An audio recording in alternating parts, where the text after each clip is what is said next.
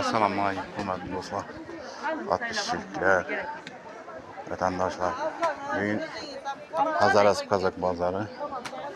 O'shadan mevalari ozgina reklama etib beramiz. Apelsinning 15 ming so'mdan apelsin bor, kremli uchog'dan ko'p.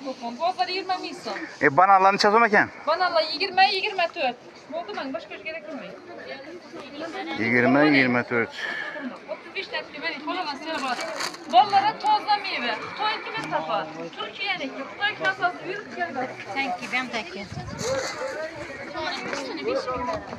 Şöyle uçuyor mesela. Ha, kiviler necha so'm kivi? Bozor 30 ming so'm, menda 25 ming so'mdan. Skidga ko'pman. Apelsin 15 ming so'm. Ha, ayt. 835 ming so'm. Tummasali xiyli. Almalar. Almalar 15 ming so'm bozor. Menda 13 ming so'mdan yana. Xurmalar 12 ming so'm. 11 ming so'mdan tutib beraman. Tummasali. Mana arzonchilik, hurmatli podpисчиклар. Bemalol kelib sotib olib ketaverasizlar.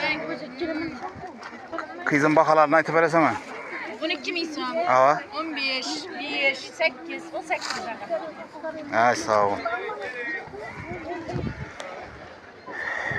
Hazarasp Dekan bozori, hurmatli podpисчиклар. Marhamat ko'rasiz. Mana bananlarınız necha so'm sizning? 20 so'mdan ekan bananlar. Pomidor necha so'm pomidor? Badrin 20 ming so'm ekan.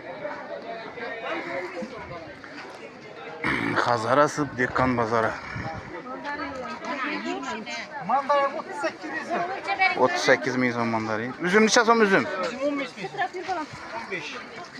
15 ming so'm üzümlar. Yana bu qizil almalar ne? 18 ga. 18 ming so'm almalar. Yana bu 40 ming so'm üzüm oldu. ha, navda üzüm ekan bu? Bizde masada. O, ajoyib falan. Zo'r. Savdangizni bersin. Zelelaringizni aytib berasizmi? Başkası 5 ming so'm. Bunu piyozlaning. 5 so'm ming so'm. Ha. Yana bu invirme navada bu? En bir 10 mingdan. Donasi man. Yaxshi.